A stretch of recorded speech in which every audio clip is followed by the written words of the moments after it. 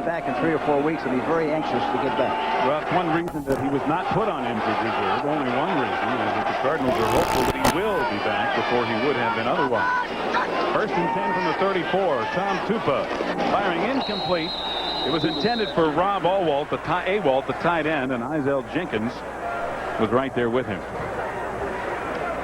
Cardinals really, I mean, decimated. You can use all the cliches, all the phrases, but just look at this. Is only a partial list of the guys who have been out and the guys, really key guys, who are hurt or out for one reason or another. Freddie Joe Nunn, of course, is out because of the suspensions. And the list just goes on. Well, it's nice to talk to Gene Stallings. He's, feels badly about what's happened, but he's realistic enough to know that he can't do anything about that. He's got to play with what he has and do everything he possibly can to win a football game. And he's told his players that they cannot get down because of the injuries. They just have to play that much harder. Tupa has a lot of time, but nobody open. And he's down at the 32. Clyde Simmons, who's having a great season. Clyde Simmons, according to Reggie White, probably the most underrated player in the defensive line in football right now. Now, here's a great play by Tom Tupa. See, here's a youngster playing quarterback for the first time in the National Football League as a starter. Now, it's very easy. He's back in the pocket. He's looking. He jumps out of the pocket, and looks like he might run, but he doesn't.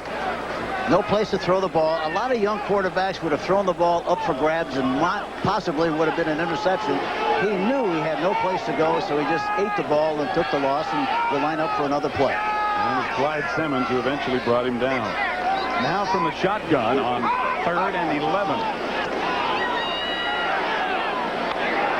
Overthrows J.T. Smith. So Tupa now 2 of 6 passing for only 18 yards. As it'll bring up 4th and 11. The Cardinals at their own 33. That was just a badly thrown ball. He threw it way over the top, and he might have felt that maybe there was no way he could make the play work because of the coverage, and definitely threw the ball over the top purposely. So Rich Camarillo is on for another punt, and Henry Williams is back. Gizmo around his own 20, backpedals to about the 15. Trying to get to the outside, and he almost makes it. A lot of running for a few yards, but that's how exciting Gizmo can be. A 15-yard punt return. 9:26 to go in the first. Still no score. East stands here at Tempe, and you can see that this stadium, which holds in excess of 70,000, is about a little more than half full. Here on the west side, there are more people. When they renewed season tickets, 90% of the people on the west side, where there is some shade here, renewed. About 1/3 of the people on the east side, where they bake in the sun, did not renew. Philadelphia on 1st down. Mark Higgs gets a block. He gets across the 35 to about the 38. Anthony Bell and Ken Harvey on the stop. And there's a little help for the boys on the sideline. Henry, that may not be enough today. You know, the St. Louis, I started to say it, the Phoenix Cardinals, the trainer makes everybody on the football team drink 1.5 quarts of water before they take the field to make sure they're not dehydrated. The other thing that Phoenix always does, as the officials have asked for a timeout here, is they always insist on wearing the white mesh jerseys at home. You can see 55 Anthony Bell. He is limping off the field. And he's being replaced by Randy Kirk, number 52 at linebacker. So apparently Anthony Bell, in his 4th year out of Michigan State, coming up lame and asking to leave the game. A lot of other NFL action is completed, and we'll keep you up to date. On 2nd down, Anthony Toney to about the 41, and that's all. You know, one thing that you have to do against the Cardinals, you have to run right at them as quick as you possibly can because they respond and react and pursue so well. So that's why they're running straight ahead. And I think as the game goes along, they get them worried about the inside. They'll try to bounce outside and make some runs outside. One of the things that might be a key, Hank, is to get defenses pursuing a lot in this heat, trying to wear them down as an offense tries to maintain possession of the ball. down. Tony banging ahead. He had a lead block from Robert Drummond, and he appears to have enough for the first down. He does. The nice thing about it was that time, Steve, everybody was in there very tight, expecting something inside, and he popped it outside the tackle, a big hole, and he picked up a lot of yardage for the first down. Got it out to the 47. He's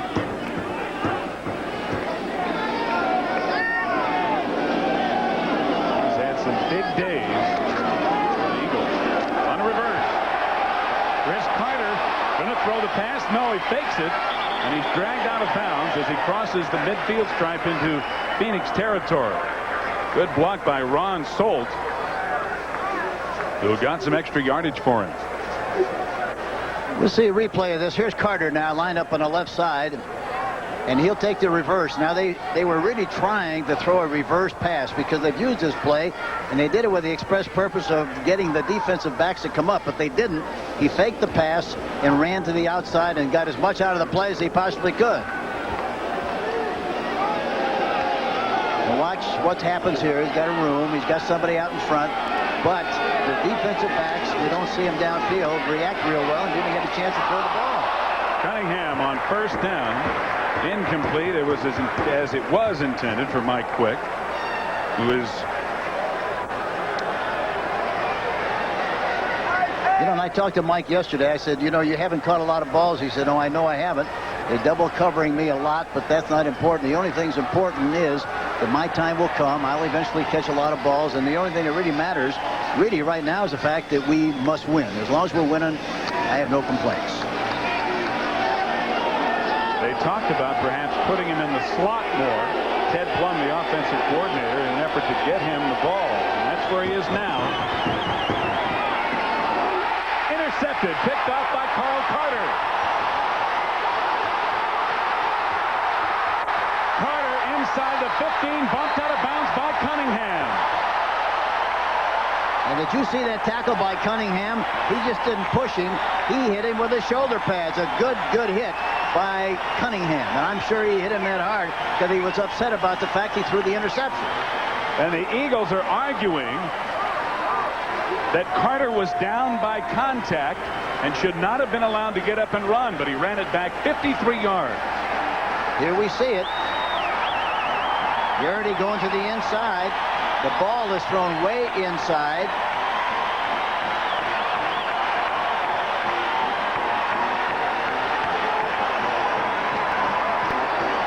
And I think they're reviewing it even as we speak.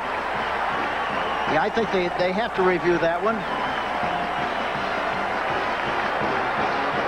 But I really think that there was contact on the play, and they got to bring that back from the spot where the contact where he fell. I disagree with you, Hank. There's Dave Kamansky, the replay official, and Don Anderson, the communicator. If I were making the call, I would say Garrity was going for the ball, and the contact that may have occurred was in the course of them both going to the ball. But I'm wrong. We have the intercepting team down by contact. The ball would be put in play back there. First down. You're right, Coach. I disagree, but they're bringing it back. Yeah, that's the only way you could really call that play. He's got as much of a chance to make the interception as the offensive player, but the ball was way out of front of the receiver, and I don't think he really had much of a chance to make the catch. Unless he had arms like Will Chamberlain, he might have made that play. But see, he dives for the ball. My point is he's diving for the ball. He's not really knocked down by contact. He goes down and catching the ball. And that's why the official originally ruled it was okay for him to get up and run, but it's been overruled by the replay official and by, of course, Coach Hank Stram. Good thing you're not officiating the game, Coach, and you're up here with me. Well, nonetheless, it becomes Phoenix ball at their own 33, first and 10. Earl Farrell going in motion, and a pitch back to Tony Jordan. And Jordan gets across the 35, but a penalty flag is thrown at the line of scrimmage. So Jerry Seaman will sort it out. And it appears to be offsides against Philadelphia.